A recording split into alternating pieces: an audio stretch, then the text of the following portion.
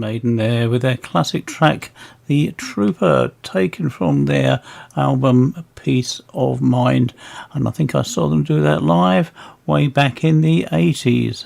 Time now though for our look at April 16th. I've got a track from them first. I'm going to have the interview with Dave Russell. Well, as I say, we'll start off with a track from them. This is called Illusion, and it really demonstrates Lawrence's amazing guitar playing.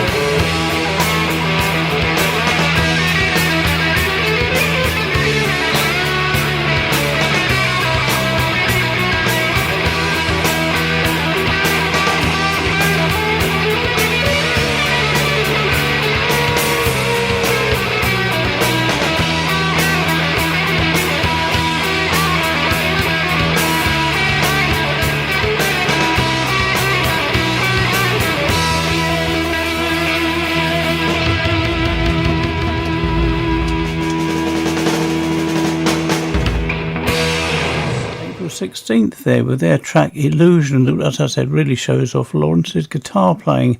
It was fronted by Dave Russell, who's got a book out called The Ghosts of April. And if you'd like a copy, all you've got to do is contact me. The best way is to go to the Andy Sayers Rock Show's Facebook page and drop me a message, or find me on Facebook somewhere, or Messenger, or however you like to do it. And I've got a copy of the book and CD to give away. All I need from you is a contact email, and if you do get drawn out of the hat, I'll need an address to post it to. I caught up with Dave recently, and we had a chat about the band, the ending of the band too, and how they got their name. To Dave Russell, who was the singer in a band called April 16th. There's no "the" in 16th, it's just April 16th. How did you come to name the band, Dave? Well, it's quite a simple story, really, Andy, and when we get the question we get asked quite a lot, and it's nothing more sinister than Chris, who was the founder member of the band, when he initiated everything at the start. He used to write lyrics down in an old diary, and while he was contemplating over what name to give to the band or the project, it was coincidental, I suppose, that the lyrics and the ideas he had written down were on page 16, so it's nothing more glamorous than that, I'm afraid, really. There's no significance to the date at all. It might be read into that. If you look at the history books, there are one or two things that took place on such a date, but really it was just a leaf out of Chris's diary at the time. Well, that's a good explanation. I wondered actually whether it was the date the band was founded or something like that, but there we go. So that's good. That's interesting to do. So you were the singer in the band. Yeah. Chris was a sort of manager come guitarist, yeah. Yeah. He was quite modest about his guitar playing, but I imagine it's absolutely amazing. We're doing a competition, as you know, giving away copies of the CDs and books on the radio stations, which is good. I've had a friend of mine who works with me here on LCR. He double heads my rock show sometimes with me. And he's massively impressed with your music. Really? And I must admit, I am too. I'm surprised it didn't take off. You were doing really well, weren't you? Initially, you started to get bigger and bigger gigs. Yeah. I mean, we like most bands. I mean, we were all working class guys. We all had day jobs, and we used to rehearse every Saturday night, and we kind of got ready. We thought it was only a matter of time before we started playing live, and we managed to get a support slot with a band that were good friends of ours at a little pub called the Cottage of Content in Carlshorton in South London, and then we started in earnest to pick up some local admirers, and we started branching out further afield, culminating in several times we played at the London Marquee in Wardour Street, which was a dream of mine, which I've obviously written about in the book to some extent. And we played a couple of big Hells Angels festivals, the All England shows in Kent. We played a couple of times there, and Friday Rock Show with Tommy Vance. So through hard work and perseverance, none of us were ever in a position to give up our day jobs, I say. But we just through diligence and hard work and writing our own material, we had a kind of a semblance of success, I suppose you'd call it. But it did seem to go very, very well indeed. From listening to the quality of the music on the CD and the tracks I've heard from you, it's people don't realise actually how much effort goes into touring and putting on shows, do they? Because they think you just bowl up, get up on stage, and there you go, job done. It's a good point actually. I mean, obviously we're talking about nearly 40 years ago now, but we actually we had a regular gig. We played at a club called Bogies, which was in Cardiff, and that required a logistical nightmare of organisation really. But Chris was brilliant at that sort of thing. We used to hire a coach and get all our mates and friends and family, whatever, to pile onto the coach, and we'd stop halfway down for a drink somewhere down off the M4, and we'd get down there and play the gig, and for all that trouble for basically sort of an hour's work, but it was worth it because that's the nature of the beast. You got to be speculate to accumulate, so to speak. So it was all part of the journey, Andy. You can't knock it really. It's all part of it goes with the territory, so they say. So I mean, it's interesting because you would often have, shall we say, a couple of warm-up beers before he went on stage. I don't think bands do that much anymore. At least I can't say for all of them because I don't know all of them. I know on radio it's completely forbidden to have a drink before you go on air.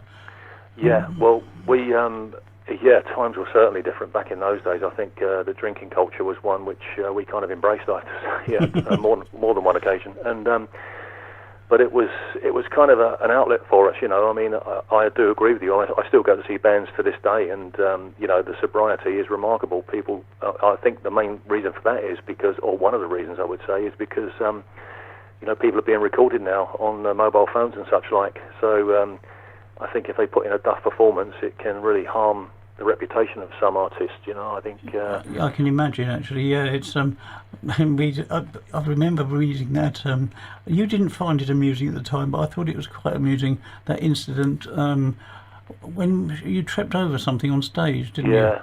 Oh God.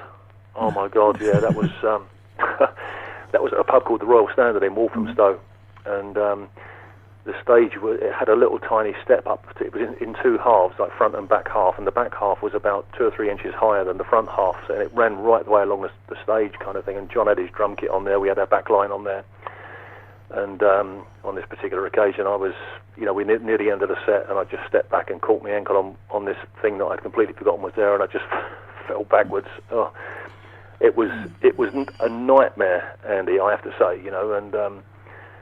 As a result of that, one or two things were said, and I spat my dummy out, and you know, but it's all documented in the book if anybody's interested in reading about it. So it is, and it all comes out right at the end, doesn't it? Of course. Yeah. So I want to hear another track from April 16th. Now this is called Away, and then we'll come back to Dave and find out what else he had to say.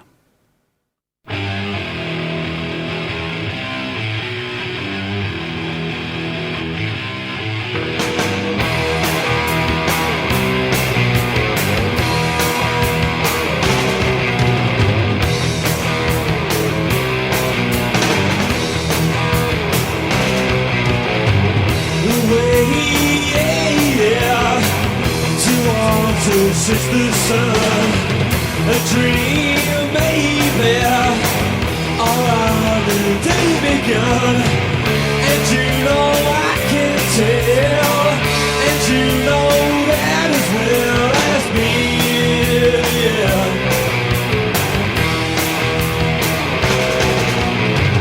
I must be moving on, I'm on my way, yeah.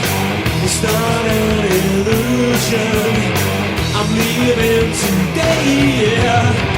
And you know I can tell, and you know that as well as me, yeah.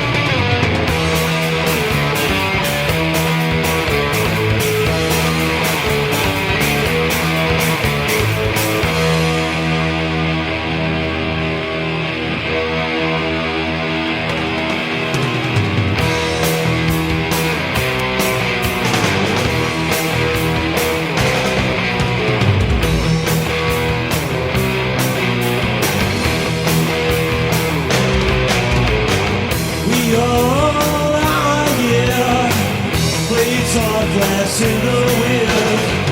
Let's make a new start. See if we can begin. And you know I can tell. And you know that as well as me.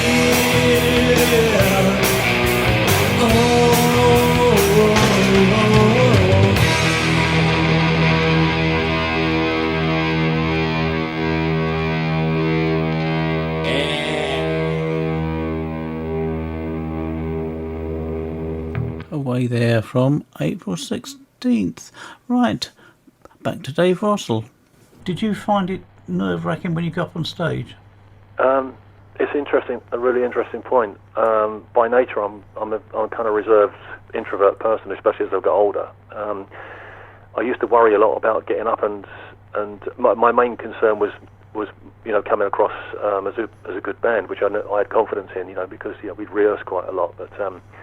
But yeah, once I got up on stage and I'd had a beer or two, I felt strangely at ease. I really can't put my finger on it, because I'm not a social butterfly. I never have been, really. But I think it's having confidence in what you're doing as well. I think if you're part of the product and you've got confidence in yourself and the team around you, I think that gives you a certain amount of confidence within yourself, and I was always, I suppose, one of the things for me being the focal point of the band at the time, even though I'm reluctant to say that, is I would always try and engage with the audience.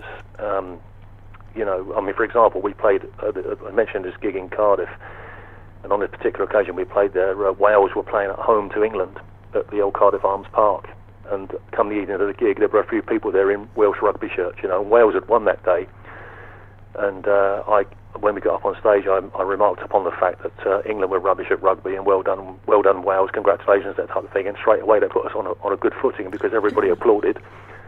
And then you say, oh, by the way, we're from England, from London, and away you go, type thing. So we never really had any hecklers, so to speak, or anybody throwing stuff at us. So we must have been doing something right along the line. Yeah, get the audience on your side and your home exactly, and dry. Yeah, make them feel sorry for you. So it's been good. So when it all finished, why do you think it all finished? Well, a number of things really, Andy. I think I know Chris and I have had, because Chris and I are still in touch now. I don't know if he's mentioned to you that we're actually trying to put something together at the moment. We're kind of in the realms of recording something new. And he and I have had a discussion about this, and we both. It's such a long time ago, Andy. It's 30 years ago plus. I mean, and so time has kind of blurred the lines, so to speak. But we were having to pay to play some of these gigs, and we were all working guys, and we'd kind of, I don't know, it just kind of started to break up. I don't know, subconsciously. It wasn't as much fun as it used to be, although we were as popular as we ever were. It just didn't seem to be as much fun, and we'd had one or two kind of, separations almost, and it just kind of fizzled out and died, and we regretted it immediately. We all went on to do separate things afterwards, all of which failed. So it's just taken so long to get us all back together again. But time waits for no man, as they say. It seemed like at the time it was painful, but it didn't come as a surprise, if you know what I mean. Yes, because people are of the opinion that if you're in a rock band and you're performing, you're making a fortune, aren't they? And they can't believe it. It just there's not the money there. The record labels aren't machine gunning money into bands anymore. No, exactly. Downloads I and think, whatnot. Because we were a kind of traditional blues-based rock band as well. There were many bands like it around at the time. The Groundhogs, for one, for example, who we played with a few times. We were used to play at bikers festivals and stuff. We weren't really doing anything new, so to speak. But a French record company picked up on us, and we managed to record an album. But the recording of that was less than satisfactory, because we couldn't afford to get, Bob Rock or whatever to come in and mix it for us. But at least we made an album, which is nice. And of course, we're giving away a copy. Now you're working on new music. When are you going to have your first live gig with the new music? I don't think we'll ever play live again, Andy. I've got to be honest with you. I mean, sadly, of course, Eric, our bandmate, sadly passed away a few years ago from at the start of COVID. so we're a bass player down, but Chris can play a little bit of bass, which we're using on our... It's all being done remotely from our various homes around the south of England, so we haven't actually physically met up and played together for 35 years or whatever it is, so we've got this app on the computer system called Audacity, and we're recording on that and sending stuff backwards and forwards to each other, and Chris is very expertly engineering it all, and we're kind of probably, I'll say, about 75-80% way through our first recording together for over 3 decades. I'll be looking forward to hearing that. We use Audacity here on the radio for stuff as well. I think everybody uses it. It's a good app. Yeah, it is a good app. It's slightly different to what we've done. I have to say, it's not blues based as such, but I'm sure you can tell it's us as soon as you hear Lawrence's guitar firing up, and John's inimitable style on the drums, and we're actually enjoying what we're doing at the moment as well. So we're asking the question, why did we break up in the first place? But 30 odd years is a long time to forgive and forget. It is. Well, it's been a pleasure talking to you, Dave. Cheers, Andy. It's nice to do stuff like this and reminisce about the past. Yeah. We'll leave it there, but thanks very much for taking the time to talk to us here. Thanks, Andy. Thanks for having me on. Cheers, mate. No problem. Thank you to Dave Russell for a great interview. And as I said before, if you'd like a copy of the book and the CD, just go to my Andy Sayers Rock Show's Facebook page and let me know from there. Right, Mammal, Aussie band Mammal have got a new track out called Keynote.